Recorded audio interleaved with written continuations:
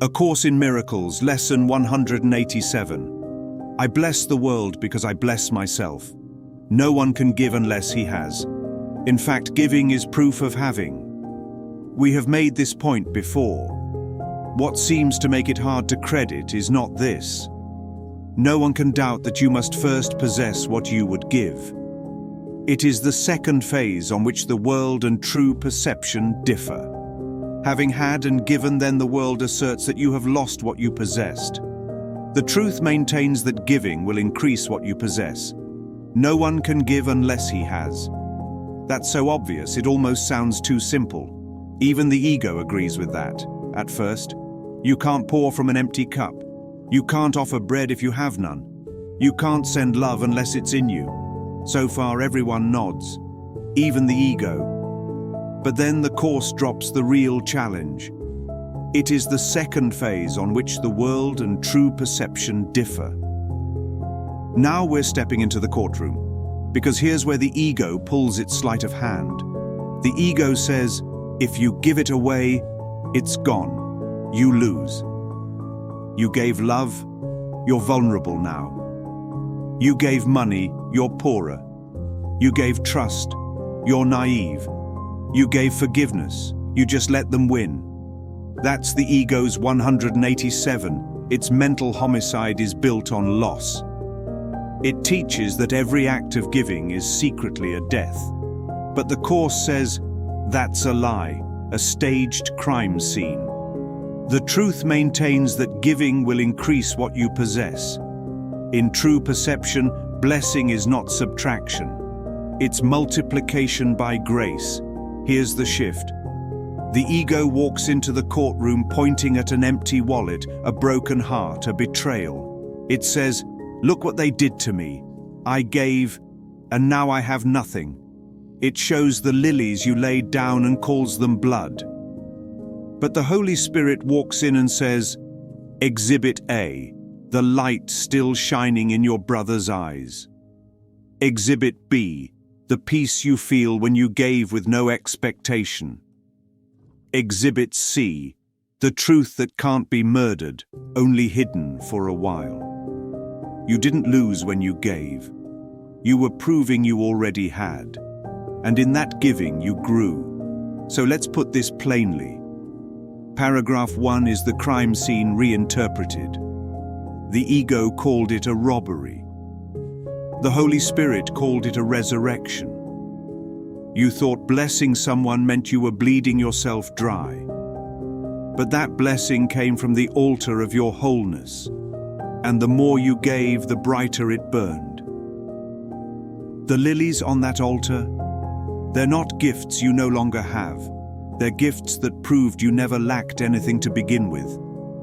So let's close the paragraph like this. Which one is likely to be right? The one who says giving kills, or the one who says blessing reveals?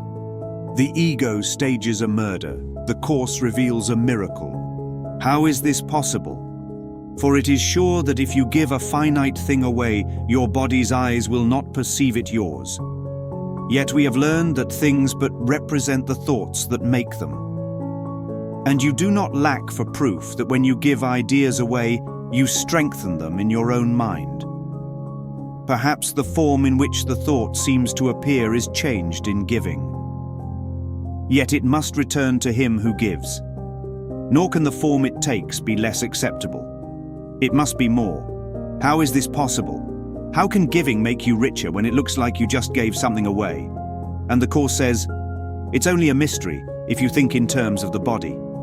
If you think with the body's eyes, then yes, give something away and it's gone. You give the sandwich, it's no longer in your hand.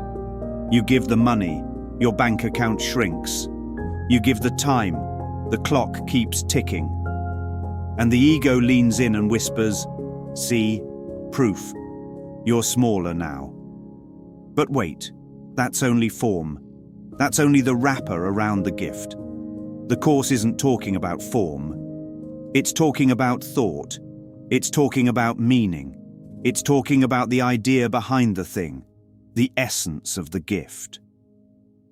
Yet we have learned that things but represent the thoughts that make them. Let's pause right here because this sentence unlocks the whole vault.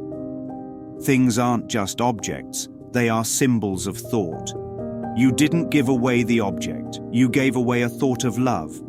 And the law of God is this: when you give away love, you do not lose it, you magnify it, you strengthen it in your mind. Now watch this next move. Perhaps the form in which the thought seems to appear is changed in giving. Yet it must return to him who gives. Oh, this is the resurrection again. You gave what looked like a flower. You gave what looked like time. You gave what looked like patience, kindness, forgiveness. But what returned to you wasn't a smaller version of yourself. It was a wider sky, a deeper stillness, a clearer altar. The ego says you gave something finite. The Holy Spirit says you gave an eternal idea, and therefore it must return amplified, beautified, divinely modified. And here's where we tie it back to your image. In that image, the hands are open, the lilies rise, the cracked earth heals. This is the course's sacred CSI photo. A blessing was given, and something greater returned. Nor can the form it takes be less acceptable. It must be more. Yes, mighty companion, because when you give from truth, you don't diminish yourself. You don't sacrifice. You don't lose. You become a witness. You become the proof. You become the open channel where the lilies rise from your own soul. You thought you were giving something away, but you are actually giving yourself back to yourself. Paragraph 2 rewrites the law of giving. It exposes the ego's counterfeit currency, and it says this: real giving doesn't leave you empty, it leaves you whole. Ideas must first belong to you before you give them. If you are to save the world, you first accept salvation for yourself. But you will not believe that this is done until you see the miracles it brings to everyone you look upon. Herein is the idea of giving clarified and given meaning. Now you can perceive that by your giving is your store increased. Ideals must first belong to you before you can give them. This is a course law, not just a suggestion, not a motivational quote, a law of mind. You cannot give what you don't think you have. You can't teach peace while harboring war in your heart. You can't offer love while secretly clinging to guilt. You can't give healing if you're still convinced you're broken. And here's the mercy of it all. You're never being asked to fake it. You're being asked to accept it first. That's why it says, if you are to save the world, you first accept salvation for yourself. Oh yes, mighty companion. Put your mask on first. The oxygen is love. The oxygen is forgiveness. The oxygen is the clear recognition. There was never a murder. There was only a dream of one. And then comes this line, so honest. But you will not believe that this is done until you see the miracles it brings to everyone you look upon. Here's what that means in practice. You accept salvation, yes. You accept that you're whole, not guilty, not abandoned. But part of your mind still doubts. So what does Spirit do? It turns your brother into your proof. You look at them, the one who betrayed you, the one who dismissed you, the one whose name you haven't said in years. And when you bless them, when you see the miracle in them, when you give the peace you thought you didn't have, you realize it was always yours. You could not have given it unless you had it. And now you know you do. Herein is the idea of giving clarified and giving meaning. Because the ego defined giving as a lost transaction. If I give it to you, I don't have it anymore. But the Course says, no, mighty companion, giving is a proof. It's the mirror that lets you see what was always within.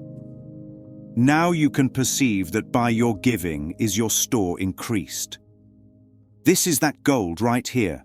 The Course doesn't say your store stays the same. It says your store increases. You thought you had one candle, but when you used it to light another, you saw the room filled with firelight. You thought you gave away the only lily on your altar, but when you turned back, you saw the whole field had bloomed. So what does it look like in practice? It looks like this. You walk into a conversation you were dreading, and you offer peace instead of defensiveness. You hear an attack, and you give silence instead of retaliation. You see a stranger in need, and you give attention, presence, dignity. You notice your old story of guilt, and you bless it with your own forgiveness. And the more you give, the more you remember. This was always mine. This peace is not fragile. This joy is not scarce. This love is not earned. It's my inheritance. So yes, mighty companion, this is the turning point of the lesson. This is where the lie collapses. This is where the courtroom clears and the lilies are placed where the crime scene tape used to be. You give, and by that giving you realize you have. Protect all things you value by the act of giving them away, and you are sure that you will never lose them. What you thought you did not have is thereby proven yours. Yet value not its form. For this will change and grow unrecognizable in time, however much you try to keep it safe. No form endures. It is the thought behind the form of things that lives unchangeable. Protect all things you value by the act of giving them away. The ego said, lock it up, hide it, insure it, put it in a vault, guard it with barbed wire and surveillance, cling to it, clutch it in case someone tries to take it. But the Course says, no, beloved, that's how you guarantee your fear. You don't protect what you love by hoarding it. You protect it by sharing it without fear. What are some of these things we try to protect? You try to protect your identity, your image of who you are, by controlling how others see you. You try to protect your body by obsessing over health, appearance, age, approval. You try to protect your relationships by keeping score, getting jealous, withholding love. You try to protect your money, house, car, title, talent, by comparison, competition, and surveillance. You try to protect your reputation by polishing your persona until it glows with artificial light. But each of these, the ego guards with fear. And fear is not protection. Fear is the announcement that you don't believe you actually have it. But listen again, and you are sure that you will never lose them. What you thought you did not have is thereby proven yours. Let's break it down. You thought you didn't have love, so you tried to make someone stay. But when you finally gave love with no conditions, you felt the love inside you, and that's when you knew, oh, I always had it. I just hadn't shared it yet. You thought you didn't have worth, so you tried to protect your achievements. But when you offered praise instead of needing it, you felt your worth rise within you, as if heaven said, now you see. And now comes the magic line, yet value not its form. Whew. This is where the ego panics, because the ego is obsessed with form. The body must stay young, the house must stay new, the relationship must stay exciting, the bank account must stay full, the name must stay respected. But the Course says, that's all sandcastles in a tide. The form will change, the form will fade, the form will grow unrecognizable in time. That's why people panic about growing old, because they attach their identity to a form, and the form is changing. And now they don't recognize themselves in the mirror, because the ego never taught them to look beyond it. However much you try to keep it safe, you can freeze it in time, coat it in glass, wrap it in gold, but it's not eternal. That ring you treasure, it's just a piece of metal until it symbolizes a thought of love. That body you care for, it's just a temporary house until it becomes a temple for peace. That name you defend, it's just noise unless it reflects your holy purpose. And here comes the golden key. It is the thought behind the form of things that lives unchangeable. You can't possess a thought. You can only live it, give it, extend it. Because the real treasure isn't the car, the house, the body, the brand. It's the light of love, the idea of peace, the remembrance of innocence that the form was meant to carry. So what does this look like in practice? You give away praise and find yourself basking in the warmth of your own light. You give away time and discover eternity behind the clock. You give away forgiveness and realize you were never the prisoner. You give away the form and see the eternal content shining through. Mighty companion, we've just uncovered the greatest heist in history. The ego tried to steal the truth by wrapping it in form and calling it fragile. But now we see it. Nothing real can be threatened. Nothing unreal exists. So give the form, let it go, and what will remain? The lilies, the altar, the eternal thought of God. Give gladly. You can only gain thereby. The thought remains and grows in strength as it is reinforced by giving. Thoughts extend as they are shared, for they cannot be lost. There is no giver and receiver in the sense the world conceives of them. There is a giver who retains, another who will give as well. And both must gain in this exchange, for each will have the thought in form most helpful to him. What he seems to lose is always something he will value less than what will surely be returned to him. Give gladly. You can only gain thereby. The ego says, if I give, I lose. The Course says, if you give gladly, you prove you have, and you'll gain more. If I give a smile, I get warmth back. If I give kindness, my own mind softens. If I give attention to someone hurting, my heart opens. Key: you can't give from gladness and stay empty. You gain because giving activates what was already in you. The thought remains and grows in strength as it is reinforced by giving. Thoughts are not like slices of pie. You don't lose part when you give some away. They're like candles. One candle can light 100 more and still burn just as bright. Let's say you have the thought, I am loved. You express it by hugging your child, forgiving a friend, writing someone a note.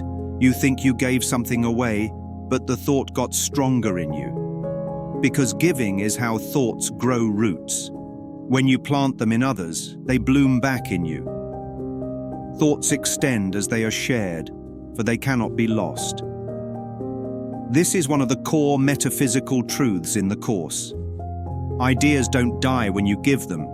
They extend, like waves of light. If I say to you, you are holy, I don't lose my holiness by saying it. I feel it more, I mean it more, I recognize it more. Ideas are not physical, they're eternal. They expand when shared.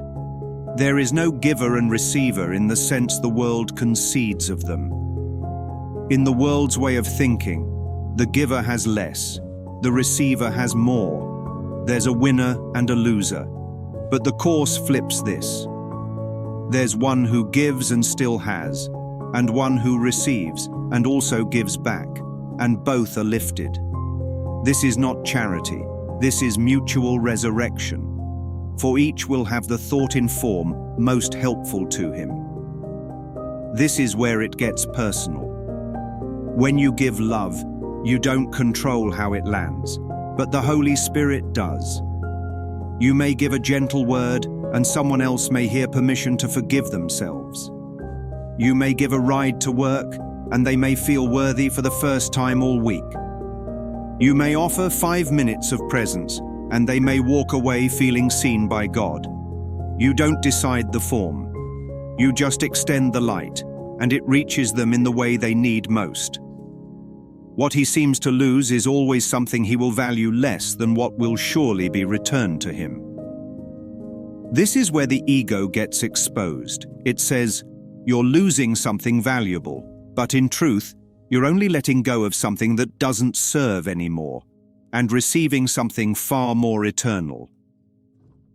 Examples. You let go of being right and gain peace of mind. You let go of resentment and gain freedom. You let go of time and receive timeless connection. You let go of self-image and discover self-awareness. You let go of a grudge and find God waiting behind your brother's face. Every loss is the illusion being peeled away, and what returns is something that actually reflects who you are. Bottom line, mighty companion, you never really give away, you give into the light that was already within you, and by sharing it, you witness its truth. You don't lose, you awaken, you don't diminish, you expand. Never forget you give but to yourself. Who understands what giving means must laugh at the idea of sacrifice, nor can he fail to recognize the many forms which sacrifice may take. He laughs as well at pain and loss, at sickness and at grief, at poverty, starvation, and at death. He recognizes sacrifice remains the one idea that stands behind them all, and in his gentle laughter are they healed. Never forget you give but to yourself. This is the golden thread of the whole lesson. Whatever you give, whether love, time, forgiveness, patience, kindness, you are giving it to yourself. Not the little self the ego invented, but the capital S self that the Course says is shared with all creation. You give to your brother and you receive because there is no gap between you. There is no other. There is no over there. The altar is one. The light is shared. The giver and receiver are the same. And then the Course hits us with this. Who understands what giving means must laugh at the idea of sacrifice. Because here's the thing, if you truly understand giving, you see there was never any loss. You didn't lose time. You didn't lose dignity. You didn't lose power. You didn't lose anything real. Because only illusions can be sacrificed, and illusions were never real in the first place. Now comes one of the boldest, most liberating lines in the whole Course. He laughs as well at pain. He laughs at loss, at sickness. He laughs at grief. He laughs at poverty. He laughs at starvation and at death. Now someone might say, that sounds cruel. But remember, this laughter is not mockery, it's miracle. This laughter is like waking from a nightmare and realizing you were never in danger.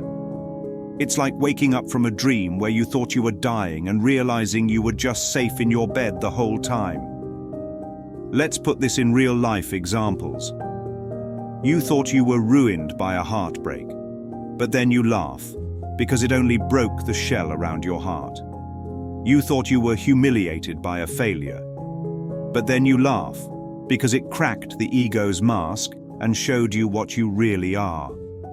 You thought you lost years to depression, but then you laugh, because you see how that darkness became the rich soil of your return to the light. Now this line right here is the clincher. He recognizes sacrifice remains the one idea that stands behind them all. All suffering, all fear, all tragedy, the ego explains through the idea of sacrifice. Somebody had to lose. Something had to be taken. Someone had to pay the price. But the Course says, no one had to lose, no one ever lost. The only thing that ever died was the illusion. And then comes the healing line. And in his gentle laughter are they healed. Gentle laughter. Not cruel, not dismissive, not get over it, but the soft, sacred laughter that says, beloved, you were never guilty. You were never separate. You were never in danger. It was just a dream, and now you're waking up. So yes, mighty companion, this paragraph is the resurrection of joy. You thought you were attending a funeral, but you were actually attending a birth. The lilies were never buried. They were just waiting for you to laugh. Illusion recognized must disappear. Accept not suffering, and you remove the thought of suffering.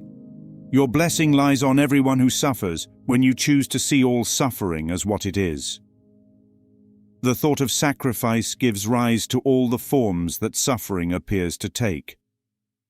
And sacrifice is an idea so mad that sanity dismisses it at once. Illusion recognized must disappear. Why? Because illusions don't need to be destroyed, they need to be seen through, like mist in the morning. They vanish when the sun rises. This is the Course's metaphysical law. What is not real cannot last once you stop believing in it. And so suffering, which looks real, feels real, screams real, is revealed to be a projection of sacrifice. Accept not suffering, and you remove the thought of suffering. Here's the shift. You don't resist it, you don't worship it, you don't define yourself by it. You refuse to give it meaning. You refuse to believe it tells you anything true about yourself or your brother. And in doing that, you remove the belief that made it seem real. Don't claim suffering, don't experience suffering. Now that doesn't mean you pretend you're not hurting. It means you don't say, "This pain is who I am. This grief is my story now. This tragedy proves I've been forsaken." The Course invites you to say instead, "This suffering is not the will of God. And if it is not God's will, then it has no foundation in truth. Your blessing lies on everyone who suffers." This line is enormous, because it means your very presence can be a healing force. When you refuse to see suffering as real, but instead bless the one who thinks they suffer, you become the presence of peace in their storm. You don't say, "I'm sorry you're hurting." You say, "I know what you are is untouched by this." Not out loud always, but in your heart. You behold their holiness instead of reinforcing their story, and in that act, they begin to remember. The thought of sacrifice gives rise to all forms that suffering appears to take. Let's name some of those forms. Chronic guilt, the belief that you must pay for a past mistake. Self-denial, the belief that joy must be postponed for righteousness. Martyrdom in relationships, the belief that love is proved by enduring pain. Sickness, the belief that the body must suffer for the sins of the soul. Grief, the belief that separation is real and someone has truly been lost. Scarcity, the belief that lack is noble and abundance is pride. Aging in fear, the belief that life is running out and you must prepare to lose. Each of these is a mask worn by sacrifice. And what does the Course call sacrifice? An ideal so mad that sanity dismisses it at once. You don't need to fight sacrifice, you just need to see it for what it is. And sanity, your right mind, will say, "This is nonsense, I will not carry it another step." And here's the closing power line. Truth dispels this madness, and the one who realizes this cannot but laugh. We are back to laughter, not a cruel laugh, but the deep, grateful, gentle laugh of recognition. Like waking up and realizing that whole movie where I was the victim, that whole tale of suffering and sacrifice, it wasn't true, it was a mistaken identity. And now I return to peace. So yes, mighty companion, paragraph 7 is where we stop trying to argue with suffering and simply refuse to believe in its premise. It says, "The altar of God was never stained, the lilies were never trampled, you were never abandoned, and your brother was never the cause of your pain." When you see that, the nightmare ends, and the dreamer smiles in his sleep, and the lilies bloom again. Never believe that you can sacrifice. There is no place for sacrifice in what has any value. If the thought occurs, its very presence proves that error has arisen and correction must be made. Your blessing will correct it. Given first to you, it now is yours to give as well. No form of sacrifice and suffering can long endure before the face of one who has forgiven and has blessed himself. Never believe that you can sacrifice. There is no place for sacrifice in what has any value. If the thought occurs, its very presence proves that error has arisen and correction must be made. Your blessing will correct it. Given first to you, it now is yours to give as well. No form of sacrifice and suffering can long endure before the face of one who has forgiven and has blessed himself. Not don't try to sacrifice, not avoid sacrifice when you can. But you can't, not really, not ever. Why? Because you were created whole, and what God created whole cannot be diminished. No matter how much the ego pretends to give something up, it is only giving up an illusion, never the truth. Sacrifice is literally impossible in the kingdom of heaven. There is no place for sacrifice in what has any value. If it requires you to suffer, if it demands you to bleed, if it whispers, "You'll earn your worth if you hurt enough," then it is not of God. Let's name some worldly virtues that the ego confuses with holiness. Staying in a toxic relationship because you think love must hurt, not of God. Denying your joy to prove you're humble, not of God. Withholding your truth so someone else feels comfortable, not of God. Carrying guilt to show how sorry you are, not of God. Anything that claims your peace must be traded for value is counterfeit. It's sacrifice dressed in spiritual drag. If the thought occurs, its very presence proves that error has arisen and correction must be made. You don't need to feel guilty about thinking sacrifice is required. Just recognize that it's a red flag. It's the Holy Spirit saying, "Beloved, that thought, that's not coming from me. That's ego-static. Let me clear the line." And how does the correction come? Not through penance, not through punishment, but through blessing. Your blessing will correct it. Given first to you. Come on now, we're back to the oxygen mask. You receive the blessing before you try to fix, save, or carry anyone else. You take the lily into your own hands. You breathe the air of grace. You remember, I am not guilty. I am not lacking. I am not a body. Only then can you extend the real blessing. You don't bless to earn worth. You bless because you remembered it's already yours. It now is yours to give as well. You've got your mask on. Your eyes are open. Your heart is full. Now you walk through the world, not as a fixer, not as a savior, but as a reminder. You look upon a brother who believes he is suffering, and without saying a word, your very presence becomes the blessing that says, "Beloved, this isn't who you are. You're still as God created you." No form of sacrifice and suffering can long endure before the face of one who is forgiven and has blessed himself. Now this is the miracle in motion. Your forgiveness undoes the illusion. Your blessing shines too bright for guilt to stay hidden. Your healed mind becomes the sun that dissolves the fog in every room it enters. This is not about words. This is not about trying. This is about the quiet radiance of someone who no longer believes in the lie of loss. Paragraph 8 is the moment where the altar overthrows the altar of sacrifice. The lamb was never required. The price was never demanded. The cross was never the end. You bless the world because you finally blessed yourself, and now your innocence is contagious. The lilies that your brother offers you are laid upon your altar, with the ones you offer him beside them.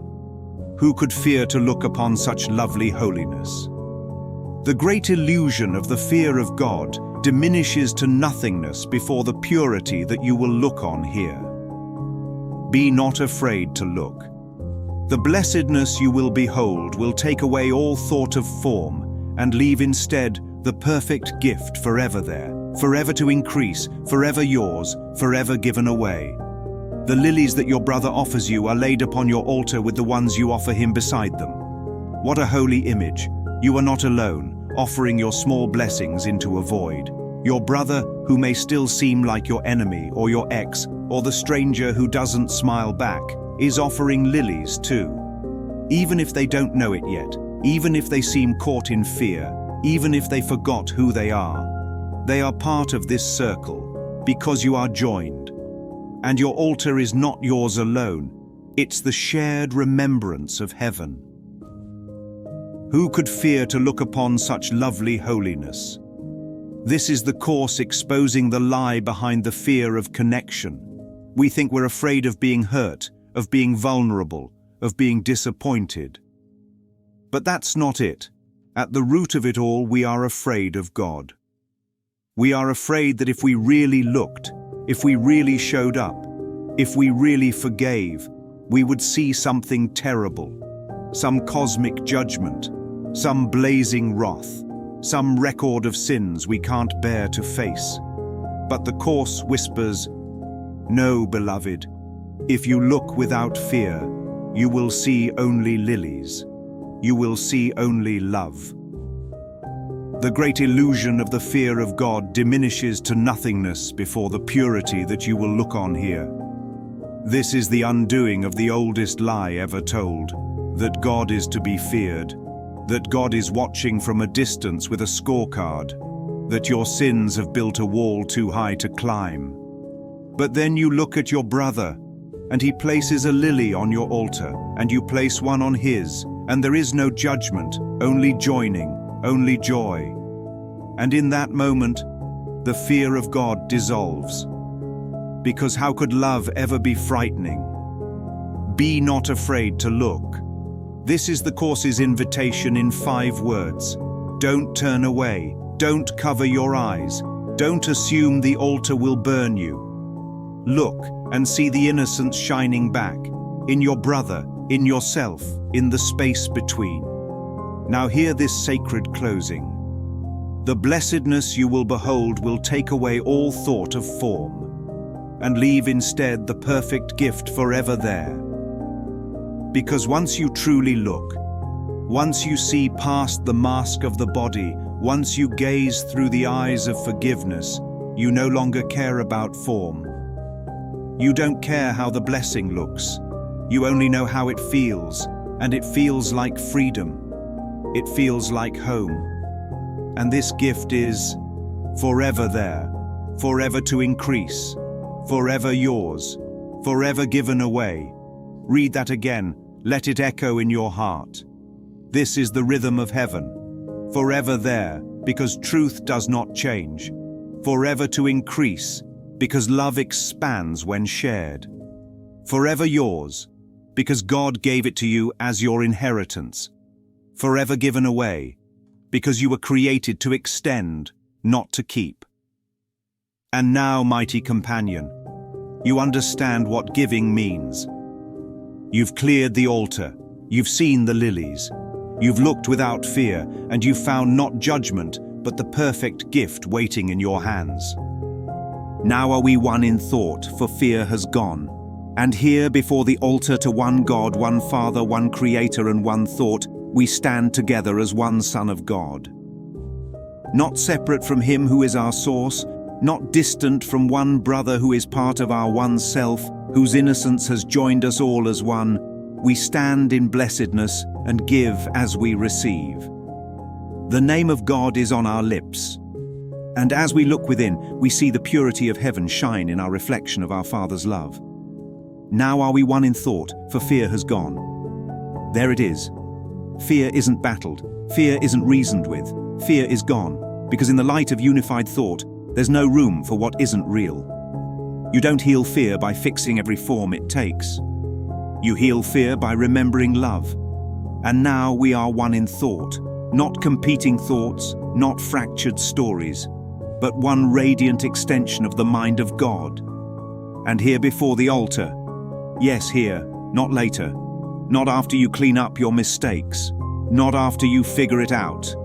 Here, now, at this altar where the lilies have replaced every lie of sacrifice, you stand before one God, one Father, one Creator, and one thought, the thought of love that created you.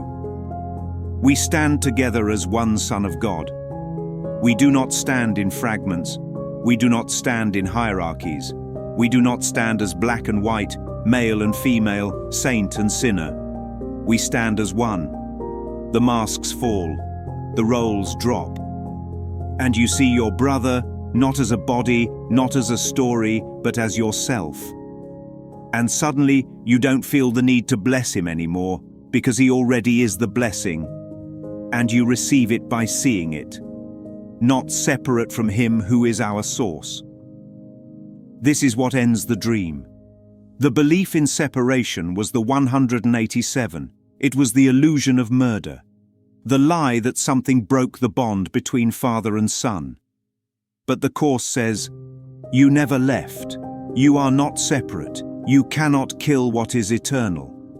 You are still in God, still of God, still as God created you. Not distant from one brother who is part of our self. Let this land. Your brother is not just someone else. He is part of yourself, which means you can't damn him without damning yourself. You can't bless him without blessing yourself. You can't look at him with judgment without muddying your own mirror. But when you bless him, when you recognize his innocence, you remember your own, whose innocence has joined us all as one. Oh yes, it is not guilt that joins us. It is not shared suffering. It is not victimhood, skin color, trauma, or tradition. It is innocence, the recognition that no one has sinned, only forgotten. And in that remembrance, we are joined again in the mind that never forgot us. We stand in blessedness and give as we receive. This is the new economy. You don't give from emptiness. You give as you receive. You give because you receive, and in giving, it increases. This is not theory anymore. This is now.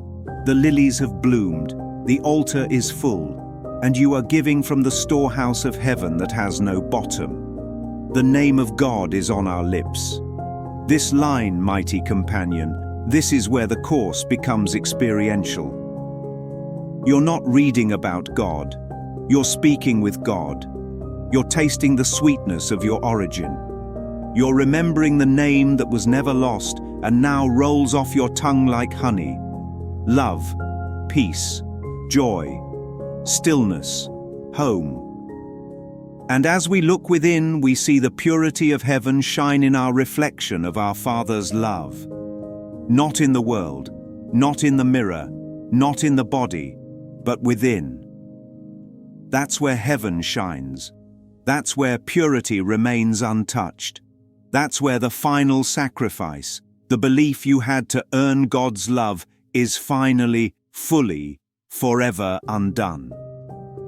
You are the reflection of love, and your only function now is to look gently upon your brother and say, I see the same in you. This is the crescendo, mighty companion.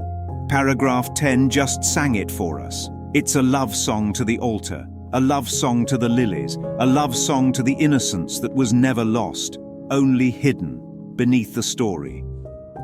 And now, the story's over. The dream is dissolving. And what remains is what was always there. The perfect gift, forever yours, forever given away. Now we are blessed, and now we bless the world. Not tomorrow, not when the bills are paid, not when the body heals, not when the other person apologizes. Now, because the blessing isn't about the world, it's about the sight that sees through it. We are blessed, not because the world has changed, but because our perception has been purified. What we have looked upon we would extend, for we would see it everywhere. This is the rhythm of true vision. You look with love, and love is what you see. You look with blessing, and blessing is what appears. You look with innocence, and innocence answers back. You don't wish for heaven. You see it, and by seeing it you make it visible everywhere. Because sight is creative. Perception is extension. And what you look upon with love is reshaped into what it always truly was. We would behold it shining with the grace of God in everyone. Oh yes, not just in the ones who smile, not just in the ones who agree with us, not just in the gentle or the grateful. In everyone, even the attacker, even the cynic, even the lost, the violent, the vengeful. Because the grace of God is not in behavior, it is in being, and that being cannot be destroyed, only covered. and now uncovered. We would not have it be withheld from anything we look upon. Nothing is excluded. No one is left out. You don't get to say, everyone but them. Because the moment you withhold your blessing, you have withheld it from yourself. So we give to all not to be virtuous, but because we finally see there is no them. Only me only, I only one. And to ensure this holy sight is ours, we offer it to everything we see. This is the miracle loop. You offer the sight so that it may be confirmed. You give the blessing so that it may rise in you again. You lay down the lily so the whole field may bloom at your feet. You don't wait for proof. You offer it. And in that offering, the vision is given back. For where we see it, it will be returned to us. In form of lilies we can lay upon our altar, making it a home for innocence itself, who dwells in us and offers us his holiness as ours.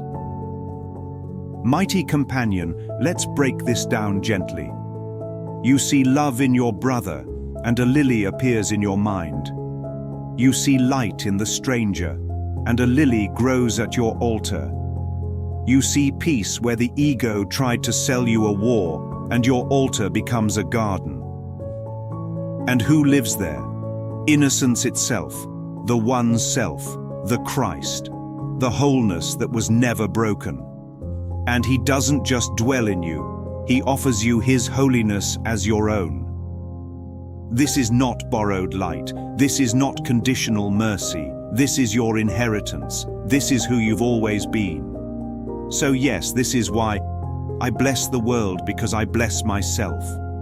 Not because I try, not because I strive, not because I'm holy on Sundays, but because there is only one self.